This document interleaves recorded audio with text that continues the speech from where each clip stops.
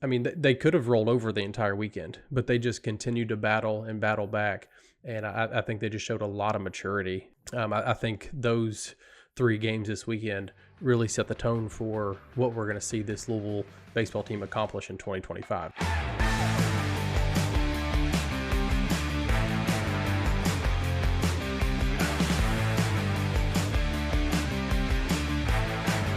We talked about that a little bit, just the depth of this team on the mound, but also let's kind of talk about the versatility they have in the field too. Because we saw a number of different lineups, and that's something we kind of mentioned on our podcast last week is, he's going to move guys around. But, we had 5 different guys play outfield. We had Pike, King, Rose, Moore, and Lippy. You had 5 guys in the outfield, and all 5 of them held their own. You really didn't see anybody, they're all interchangeable. It's not like you put one out there and you're giving up defense or you're giving up a bat. It's just to be able to look down the bench and say, okay, we've got this kind of depth and all the guys are interchangeable. Same thing in the infield. You've got Neighbors. You saw, who else did he have at second base this weekend? Hott was out there in second base. So, I mean, we've got so many guys that are interchangeable that I don't feel like you really skip a beat when he goes down the bench, which I think things are going to happen. You're going to see injuries. Something's going to happen here or there. So to know that we just have those depth pieces ready on the bench to play, and it's a long season. I mean, you play over 50 games. Guys are going to get tired. Things are going to happen. So just to know that we've got that depth and we're showing it the first 3 games of the season, I think that was overall to me the most exciting thing was just the depth pieces that we had that didn't take a step back in talent level. And we talked about it last week when we were kind of going through the position groups of, we knew that Dan was going to play at, minimum 5 guys in the outfield. We talked about him playing both guys at second base. And I think he even made mention that Matt Klein was definitely going to play first base. Mm-hmm. The only one that honestly, we didn't see maybe Early actually get a play in the field, but I mean, he will play in the field at first base at some point. But like you're saying, I mean, I mentioned earlier, it was nice to see both those guys get hits that played at second base. At third base, Jake Monroe made a nice, that double off the wall was absolutely hammered. Yes. I don't know what the exit velo was on that, but it was high. And as far as the guys in the outfield, I mean, the defense is going to be there, but those boys can hit, every single one of them. And I think Lippy picked up the first hit of the year. I think it was kind of a swinging infield single or whatever that kind of just kind of squirted through there. But I mean, Lippy can run, man. I mean, he can really go. So, I did overhear Dan talking to the guys on Thursday after practice, and he let them know we got 5 guys that we think can start, and we're going to play all of you. He did. I mean, he sure did. He runs them all out there, and at least for the time being, you're going to continue to see that, I would assume. I mean, different guys, there's a lot of guys that can pop in and DH. I will say that was one of the things I was most impressed with Pike about on Friday. Just as a guy who I'm pretty sure is not used to doing much of sitting on the bench defensively and trying to keep himself engaged in the game. To be able to pop in there in the big spot and get a hit when he's not been in the field and not into the flow of the game in that way, I thought stood out to me also, because DHing is tough. And I think that's what was even more impressive, makes what Zion did last year even more impressive, that he was able to do that from the DH spot a lot as a freshman. And Dan's mentioned that before as well, was really impressive. And so, he's got a lot of, there's just so many options out there. And even at catcher, you saw Baker pop in and pick up his first collegiate hit as well. So there's this team's got dudes on it, man. And they're deep, and they're all going to get to play here over this next month. And it's going to be fun to watch them kind of battle it out for positions, or even if they kind of, settle into a lineup that he likes most of the time. There are still going to be, throughout the 4 days, there's going to be chances for guys to get to play during the week. And so I was excited. I completely agree with you. That was pretty awesome to see the depth both ways, from the pitching staff and from the guys that played the field as well. I'm glad you mentioned that about Pike, because I was thinking that when he came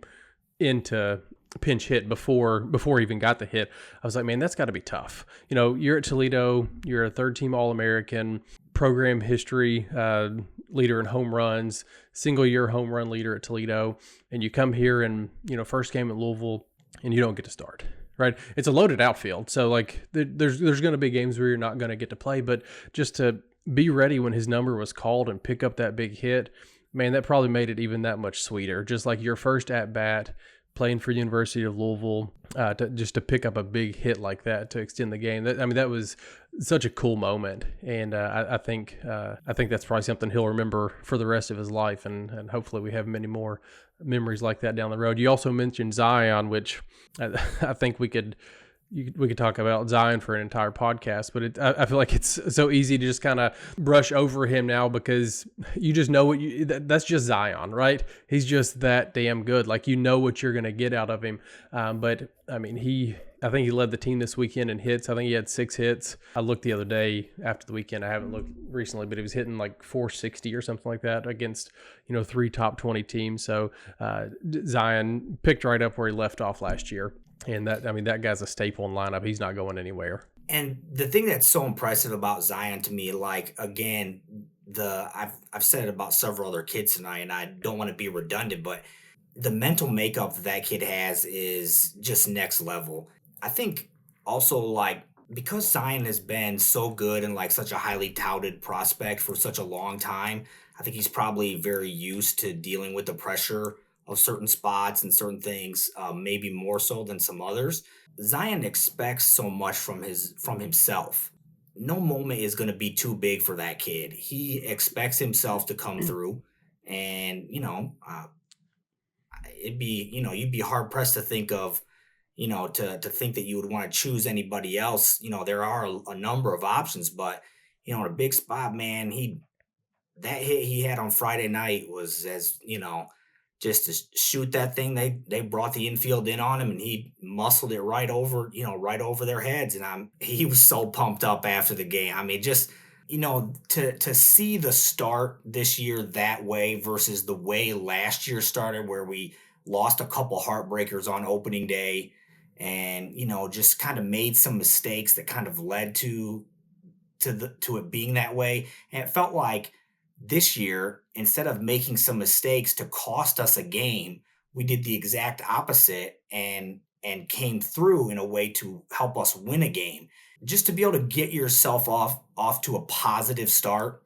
And yeah, they lost the next day, but like the first one, to be able to know that you can come through, you can rely on your brothers, and whether you're a starter, whether you come off the bench, or whether you start the game, or whether you're a freshman making your first appearance, that was huge. And then to see the bounce back Sunday from Saturday was awesome. I mean, this team has a pretty good makeup, it seems like, mentally to have no problem like overcoming obstacles at least early on in the season here. I think that's a big thing that probably isn't talked about enough, is just how they set the tone for the season.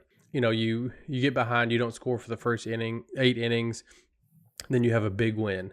Like you said, you could have had a letdown the next day just because of emotions. You could have come back and played high the next day. You don't know. Like, coming off a walk-off win like that, emotions are all over the place. Oklahoma State comes out and has obviously their best game of the weekend. So again, you're down, you're low again, right? So how are you going to respond? Are you going to stay down there? Or are you going to bounce back? Because you got another top 25 team tomorrow. And they came out and ruled a top 25 team and throw a team combined 1 hitter. So, I mean, they could have rolled over the entire weekend, but they just continued to battle and battle back. And I think they just showed a lot of maturity. I think those 3 games this weekend really set the tone for what we're going to see this Louisville baseball team accomplish in 2025. And I'm really excited about. I think that was the perfect word. Maturity is the perfect word. That was a big deal, and to show that early on and be able to use that as a building block. Yeah, maturity is the right word for sure. So we've talked about a lot of guys, and I don't want to pick on any of them or single any of them out, but you were down there this weekend. Who was your MVP for Louisville if you had to give an MVP for the College Shiners or the Shriners Children's College Showdown? Oh man. I know, and I saw that you had, put that, in the as something to say. Man, I had such a hard time trying to pick a guy. Honestly, if I was gonna go with one guy, oh man, I almost feel bad picking one because there's so many guys play well. I think I may mention that on Friday night, I thought Jack Brown was the dude that stood out Mm. just in terms of like being able to keep it going and keep us in the ball game. And I think in the same way, I know we obviously already talked about him, but I think Michael did that for us on Sunday in terms of, all right, yesterday wasn't our day, but let's turn the page right here and let's get back on track. I thought the way that he was able to do that and flip the script was the story of the weekend to me, because last year we seemed to just we just didn't have enough pitching on Sunday for just kind of shooting it straight. And so for him to step into that role in his first time in a Louisville uniform, I thought he was the star of the weekend for me. I mean, and if I wanted to say somebody at the plate, man, Zion hit the baseball all weekend. Maybe Matt Klein's Saturday wasn't as good, but he hit the baseball very well on Friday and on Sunday. Man, tough to pick guys, but I would say Michael would be the guy that stood out to me, just being able to help us flip the script from Saturday to Sunday. Yeah, I think on the mound, Michael would be for me. We talked about it quite a bit earlier, and I just want to continue the praise for him because I mean it's just a massive weekend for him and setting the tone for the season. I think we talked about Coach McDonald. He'll use different pitchers, the first couple weekends of the year to see who he wants to get where and what the rotation's going to look like and things like that. But I mean, man, you'll be hard pressed to put anybody else on Sunday after what we saw from Peter Michael. I mean, there's a lot of dudes down in the bullpen. You can look down there and say, okay, well, we've got some other guys that deserve a chance too, and they do, rightfully so, sure. But man, I mean, you'd be hard pressed to look past Peter Michael and say, hey, let's flip the ball to somebody else to start on a Sunday until he gives you a reason to not flip him the ball, right? And then on the offensive side, you talked about Zion and Klein, but Lucas Moore comes to mind too, just because the big hit to walk off Texas, just to storm all the way back and to be the guy that got the big hit to walk them off. I think that's just a tone setter for the entire weekend. So I think that was big for him too. And I love, again, like I talk a lot about, some of these guys' mental makeup, and I love the way that Lucas Moore was talking after the game about, he had made mention of, don't let me come up and end this game. That's you have to have, you're not going to be successful if you don't have that type of, thought process stepping into the batter's box. I think if you've watched Lucas play in any way, shape, or form, that kid does, he's very confident in who he is as a baseball player. He knows what his abilities are, and he certainly showcased them this weekend. Yeah, I mean, he was outstanding. And wasn't in the lineup to start on Saturday. Comes right back on Sunday and had a nice day again. That kid can play baseball, man. I love watching Lucas Moore play. Yeah, and we talked about Lucas a lot last week, and just how we love how he approaches the game of baseball, and that man, that was on full display. One thing that I look at when I was looking over the stats, I was kind of shocked that Louisville only attempted 2 stolen bases this weekend, and that's one thing that Dan's teams have done historically over the past is that they run quite a bit. So I know we face a lot of left-handed pitchers. I think that had a little bit to do with it. We won 2 baseball games, so it's not a huge concern. But what were your thoughts of that? Just not being, was it not being aggressive on the base pass, or did they just not like the matchups that they saw? What do you think was the reason behind that? I think sometimes, I think like you said, I think the left-handed pitching had a lot to do with it. Dan made mention, especially after the second game. They obviously won the first game, but I mean, we didn't have very many guys on base that first game, especially until Yeah. it got late. So just not a lot of opportunities, and some of them, you don't really want to do too much running when you've only got the one guy on, and depending on who it is that's on base, like you said, the matchups or what the count is, or how many outs and things like that. I think the opportunities just didn't present themselves for the most part over the weekend.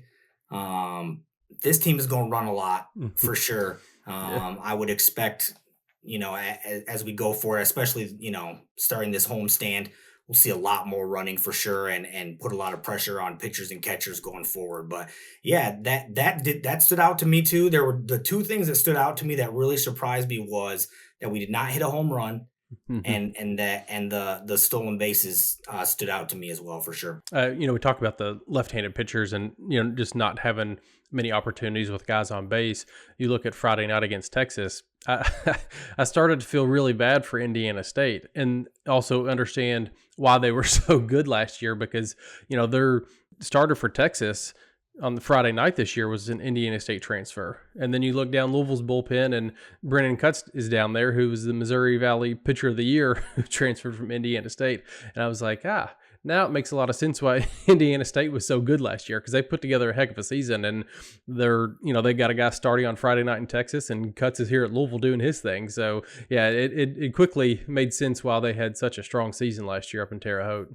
It's for the last couple of 2-3 years they've been very good. They've Hmm. obviously been able to really develop some talent. Their coach's name is escaping my mind right now, but I think, did he go to South He Florida, I was South think? Florida, yeah. And I think he took some guys down there with Hmm. him, some other Yeah. players. So I know that they obviously had a bunch of guys jump in the portal, but clearly, I mean, like you said, you end up with the Friday night starter at Texas. Cuts could easily be a starter here on a weekend, and maybe at some point, or could start in the week, or be a guy that you use multiple times as it goes. They knew how to put a roster together, that's for sure, and develop guys. And so yeah, that's they had built themselves quite a program down there, and I guess to Texas and to our benefit here, they kind of dismantled some of that a little bit, but yeah, we're thankful that they gave us Cuts, though, that's for sure. Right.